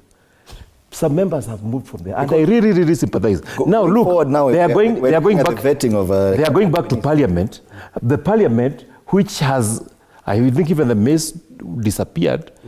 You know, we need to sanitize that house first and foremost. We need to bring back the honor. That is why we call him Mheshimiwa. But if you are Mheshimiwa and the people who have elected you are not giving you heshima, what kind of Mheshimiwa are you going to be? Yes. We need to bring back the honor, not only to the House, but also to the members who are there. The standing of the National Assembly going forward, after protesters breached and they declared that we have very little confidence in your conduct. Now they're coming back with very serious job ahead, vetting members of the cabinet. That is another pressure point, another pain point for most Kenyans. Many people are not comfortable with what is happening, and they're exhibiting their displeasure on the streets. It will come back to the members of parliament to vet the same nominees, including the 6 returnees to the cabinet. Do you think that with the kind of thinking Bwana Kiplagat has given us, that yes, they will go for a PG at State House and be told this is what we need going forward? Do you see any changes in the National Assembly? I think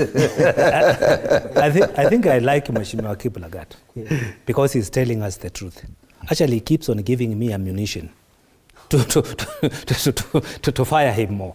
Because when he says that before they do anything, they go to have a PG, the disease is right there. Because in that PG, you come up with one opinion, what you have agreed, that which takes away your right to say in parliament where you were sent. Members of where you come from sent you to parliament. They never sent you to a PG. And they want you to talk, they want to hear you speaking your mind, debating, raising issues accordingly or according to your understanding and according to the needs of your people, not according to the need of the PG. The moment you vote or you make a decision in the parliament based on a determination which was arrived at another meeting, whereby there is someone who called the shot and you will have to say yes sir, yes sir. So you will carry that yes sir to parliament and you will just vote yes, irrespective of what people are thinking. So that is one problem I said we are having with these members, including my friend who is seated here. Okay. And today they are going to start whatever the process of vetting. Let me say something, Mheshimiwa. Likewise, the budget making process. I hear him saying that the budget came to us and we did. Let me tell you, there is a process of making budget. All departments, all the ministries, they are presented in parliament. We have departmental committees. And before the budget is put together, every paper is brought to every departmental committees with all what is required. All right?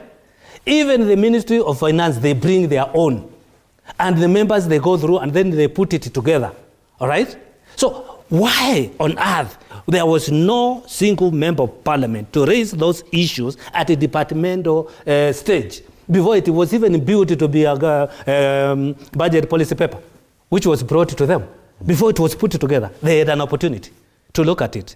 Did we hear anybody talk about it? We only heard people talk about the car tax when Gen Zs went on the street. That is the time we had members of parliament saying, we are going to look into this. But they had it with themselves. Okay. So what am I saying? I'm saying we do not have people who are properly representing us and who can look at our issues. Okay. I don't expect them, as I finish, I don't expect them to vet the nominees. They will just rubber stamp. Okay. Now, allow me to actually rebuke what the two Mheshimiwas have said, and you'll give me time because I can see I'm the only one who is opposed to their thinking. And you see, also, let us actually not create that we are living in an utopian society. That is a near perfect society. We are living in a country that practices democracy. And democracy world over is you have parties, political parties, which we all belong.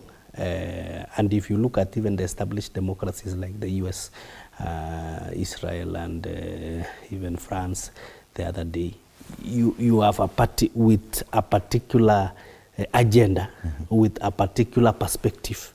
And if you belong to that party, of course, you know where you are going, and that's why I'm in UDA and I'm not in Wiper.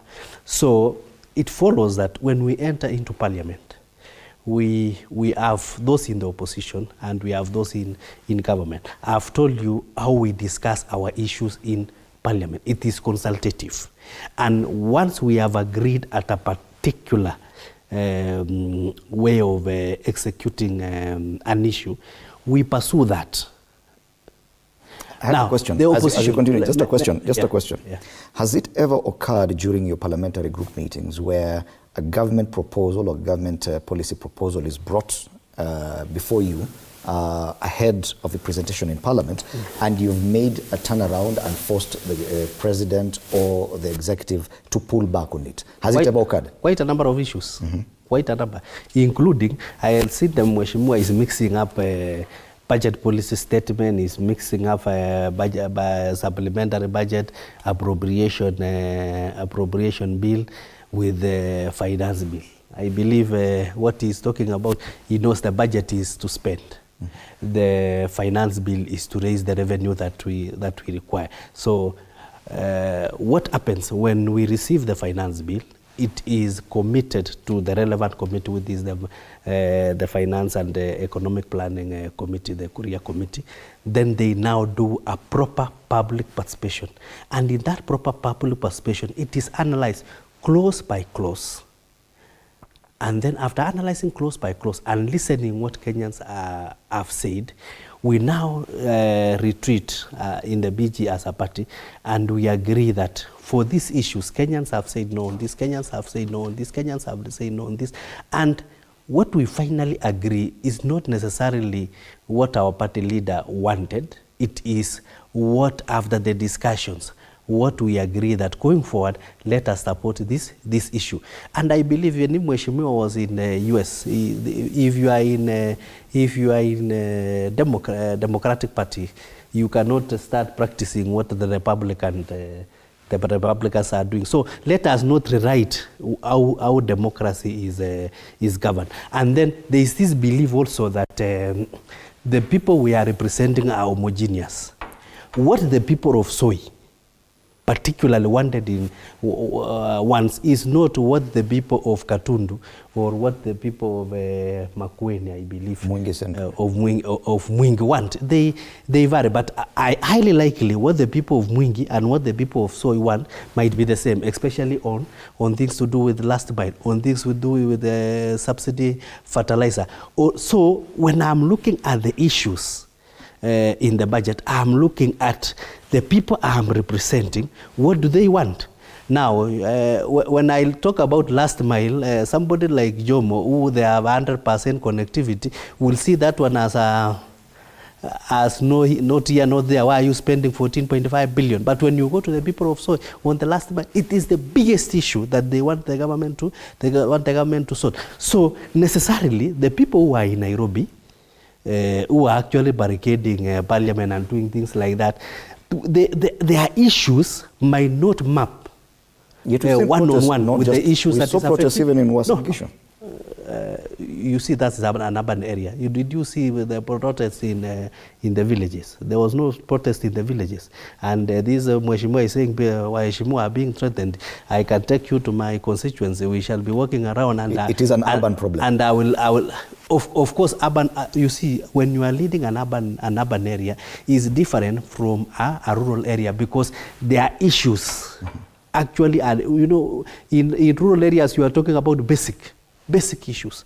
In urban areas, you are talking about reducing the cost of living. In urban in rural areas, you are talking about those connectivity, subsidized fertilizer, things like that. So we don't lead an homogeneous constituency that the people of Nairobi, what they want is what the people of Soy want. So we represent our interests. I am in that parliament to represent the interest of the people of Soy. I don't represent the interest of the people of Stare. I don't represent the people of Madare. I don't.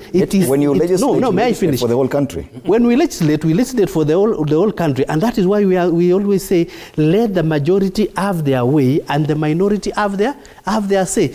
If in that parliament, the interest of my people, by the time you accumulate all the members, we become the majority. That is it. So we should also not be in a space where you dictate to me what my people want. So if the people of Stare can garner as much votes as possible to pass the agenda, fine. If the people of Soy, with my interest, we can garner enough votes, well and good. That is democracy. That's fair enough. That's fair enough. That is there's an issue of accountability that's now everyone is talking about. That leaders from whichever level are just doing their things and not being held accountable.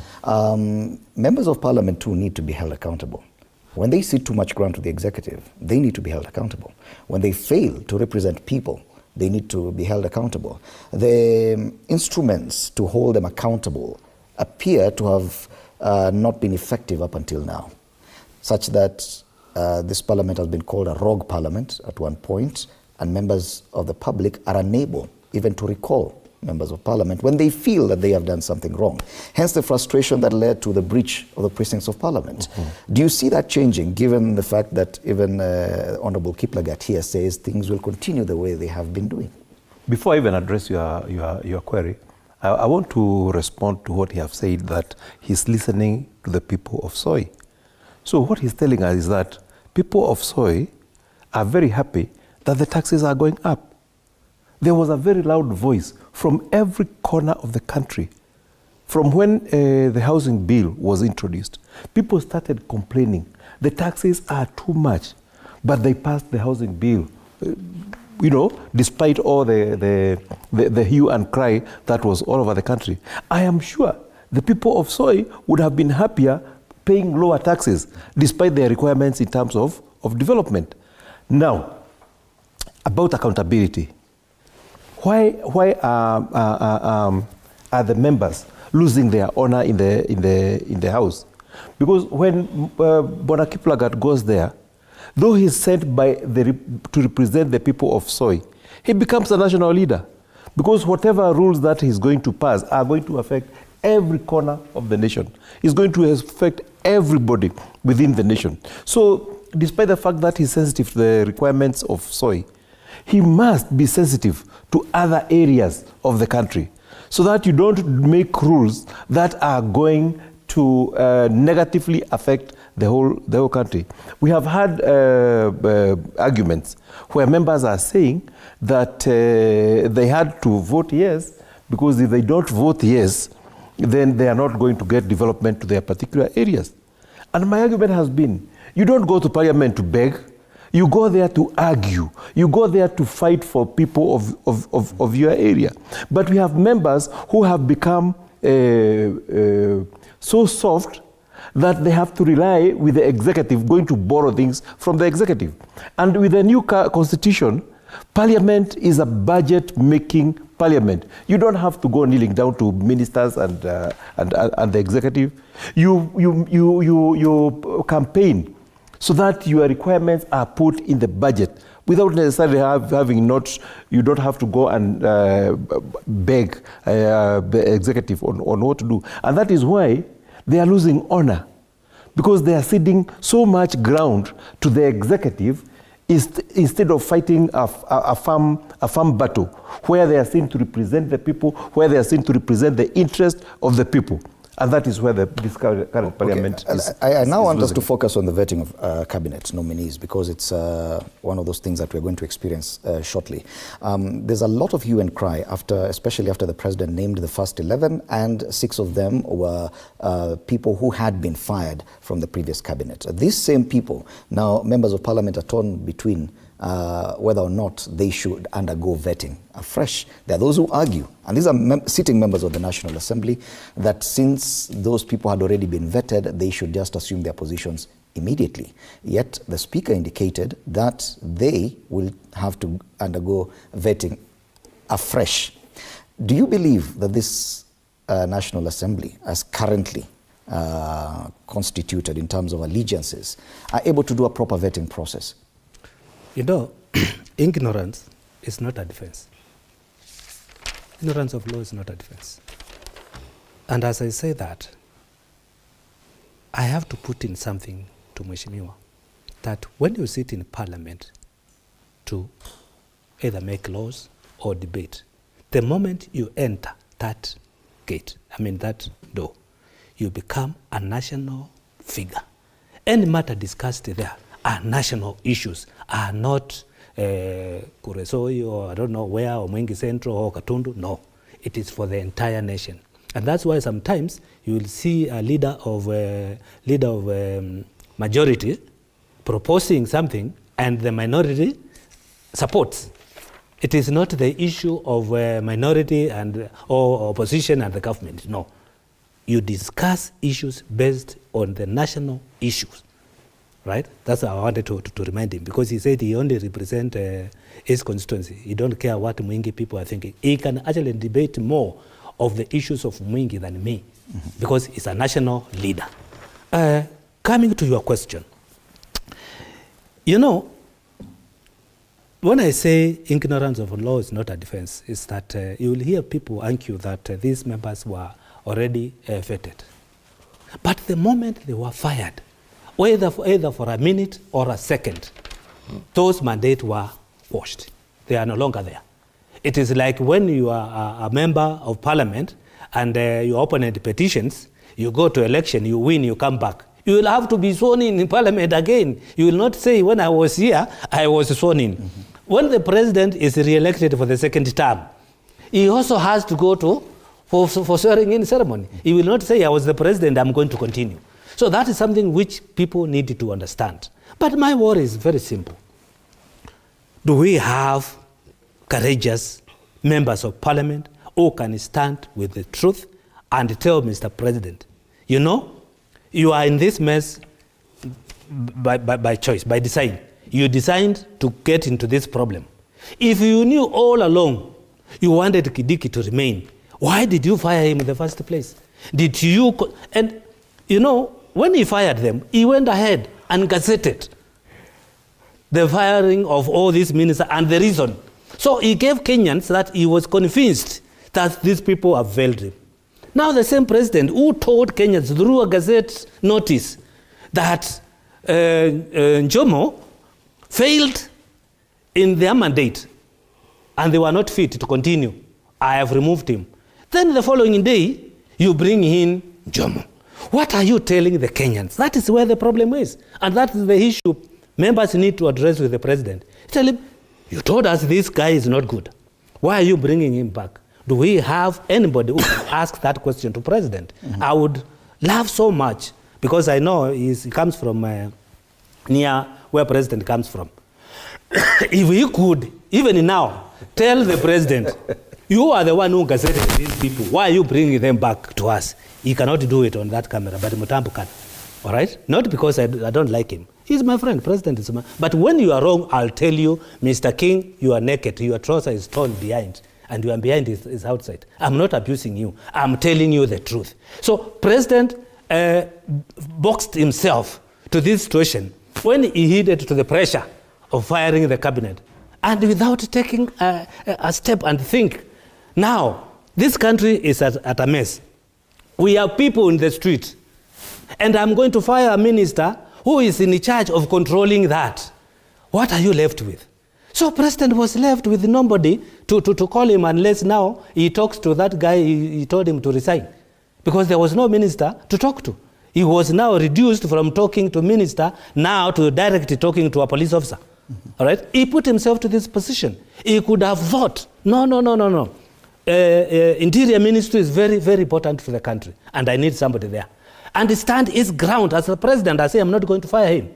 He could have looked at and say, no, the army, they are the minister for defense. That's a very crucial ministry. I need him there. He could have looked and said, communication, because when there are no communication, it's a very important ministry. I need that minister there. Then you fire Kenanjomo and the rest. So he put himself to this mess, and the problem we are having with the parliament, which we are expecting them to do their job, there is none. And me, I don't fear when I say this. There is none who can face the president and tell him that, President, this is wrong, including my good friend. When this parliament that was, the cabinet that was let go, the entire cabinet was initially vetted, each and every nominee was approved by parliament. Months later, the president was complaining that some of them, their performance was really wanting. I remember even the chairman of ODM said, they used the word skunk, let's give the president his skunk. That has come to show later that probably they were not working. This was probably not the best constitution of a cabinet. Did Parliament, do you agree that Parliament failed the president by not giving him a proper cabinet? Okay, you see, when you are coming up with government, you consider a lot of interests, and you also look at the CVs of whoever wants to you want to appoint to come to the cabinet. And I believe, given that they had not been in cabinet before, apart from a few, you can only judge the performance of someone after now he has gotten the job and performed the job you had been assigned to. At that point, you can now look at the parameters whether he's delivering or not. But I think it reached a time whereby the president evaluated his cabinet and felt that for moving forward, the whole cabinet had to be dissolved and reconstituted afresh, which we are supporting him to do so. So far, he has forwarded 11 men and women to Parliament for purposes of vetting. I hear some constitutional views on whether we need to vet all of them or we need to vet only those ones that are new and leave them those ones that are continuing. But I think it is clear once you are reappointed, then you have to follow the same process. So I know all of them will come to Parliament for purposes of vetting. So let us give time Parliament to vet. I know there will be a lot of pressure in terms of Kenyans who by all means now are... Are you feeling that pressure? Of course, you have to listen to Kenyans. So we shall be listening. Those men and women will come to Parliament. We shall be able to evaluate. Let us, by virtue that let us not sacrifice someone because the cabinet was dissolved. So let us give them the second chance to come. You said you listen to Kenyans. If Kenyans say no, we do not want anyone who was there previously to come back, then Parliament will do the needful. You know, we are pre-charging what we have not already done. So this is a process. Because the expectation is that the list as it is will simply be stamped and given to the president. No, that's a very wrong perception. You know, don't also reduce Parliament to a rubber stamp, that we just rubber stamp everything that comes from all of us, so long as it comes from the executive. You can remember when we were vetting, I think the ambassadors, there was an ambassador who could not tell what is a GDP. You remember, they were in press, and I think press do a lot of work when they cover those vetting process. And we did approve. Because we felt that how can you go and represent Kenya if you have not even an idea what is a GDP? You're saying it is possible that we could see some nominees dropped after the vetting process? Of course, it is. We don't want to jump the gun. Let us leave the process to continue. Okay. The names will be forwarded to the Committee of Appointments, which the Speaker is the chair. After that, it will now come to the floor with a report from the committee of appointments, which we shall be able to debate, and we shall be able to either pass or disapprove. So, and for the first, sometimes you can wake up a giant. So I believe the Gen Z have also woken up members of parliament. So that is my concern. Will you change your modus operandi because of what the Gen Z have? I can tell you, because we shall have to see also what is the public saying through getting public memoranda. And I believe this anybody who has issues with any cabinet secretary, because what you need as a Kenyan also, you don't also make noise in the streets. You also use proper channels, and I believe Mheshimiwa knows that you write a memoranda. So we shall receive all those memoranda in terms of allegations as why so and so should not be appointed. So looking at it critically, I can tell you government will do, not government, Parliament will do justice, National Assembly in particular, will do justice to the vetting process. But Anjomo, are you persuaded? Motambu posed a very important question. Why did President Ruto sack the ministers? Has that changed? Has the reasons that's why they were sacked changed at all? That is a question that begs to be answered. Or was he sacking them maybe to persuade the opposition that now there are some vacant positions, come over, we fill the positions so that he can become a stronger government? Did he sack them because the public have told him that these ministers are not performing, these ministers are not transparent, these ministers are not accountable? If that is the reason, have this changed? Or is he changing position? Because the president has also changed position drastically the last couple of days. I remember after the demonstrations, the speech that he gave immediately after the demonstration was a very tough speech, no reconciliation at all. But then the following day came another softer kind of speech, which was like putting the country together. Then this weekend, he has come up again with a very tough stand as far as demonstrations are concerned. There is no consistency in the way things are happening. Is it the same way that we are going to have the cabinet? They are sacked, they are brought back, Now, the vetting comes to Parliament. Is this Parliament, does it have the spine to go against the grain of the executive? Are they going to look into details about these ministers? We have seen public participation, the one he has talked about. We have seen many people going to participate in committees, and their views are just that, views. Nothing goes beyond that. And the passing of the housing bill, housing levy, was one of them, because there were so many presentations where people were saying, our houses are not our priority. There are other better priorities where this money can be spent. So I am very sure, like the Gen Zs were doing during the demonstrations, they could even tell where Kiplagat's children go to school, which high school he went. They are going to give us a lot of information about these proposed cabinet secretaries. Are those views going to be taken into consideration? Because what we would like in a cabinet are people who are clean, are people who are performers, are people who will think out of the box, not to continue doing things just the way they have been done. Okay. They are going to bring in new energy to the cabinet so that we move our country ahead, and move our country ahead in a way that we don't break our back as we do it. That is what we expect of this cabinet. Okay. So I hope Bwana Kiplagat and his team will be able to sort out.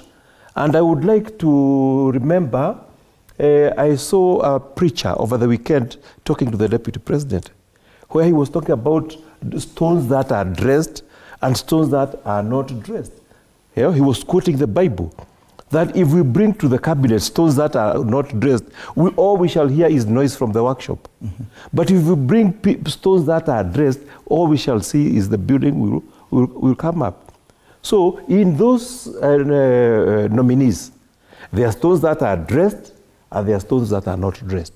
And we need to sort them out. Okay. Because we don't want just to be hearing noise. We want people who are going to bring, to build our country and to bring development.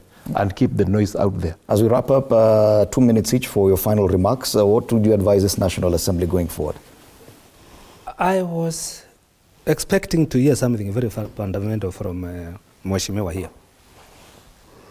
The appointment of cabinet or any other appointment by the executive is defined in the constitution, right?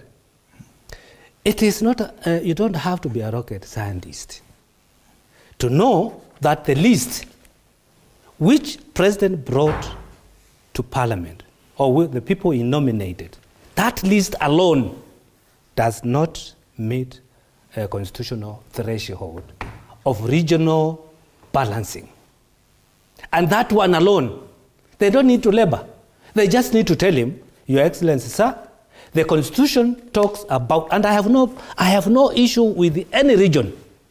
I'm just talking of what is in the Constitution, that you consider constitutional, regional balance when you are nominating people.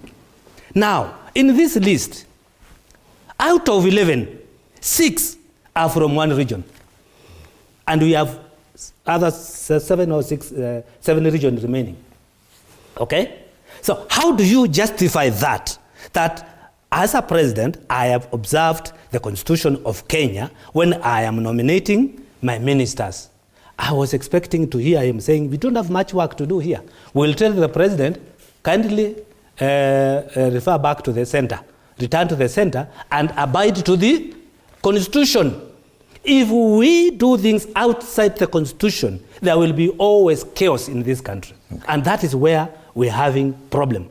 They are not bold enough to point out to the president and to tell him, this list of viewers does not confer to the Constitution of Kenya, because you have brought us 6 people from one region, and we expected out of the 8, at least one region to have 1, then you have bias on any other region, give them 2. But now you have taken all of them from one region and you tell them they represent Kenya. That is a challenge. And I expect to hear it from the members of parliament themselves raising it. But they will not. And that's the problem. Let's give Bwana Kiplagat a put you for final remarks on it. Honorable Mwambu is Mutambu is not, seems not to be listening to himself, because this is half of the list. We have do the maths. We have still do the maths. What is the remaining? You do the maths once you have received everything.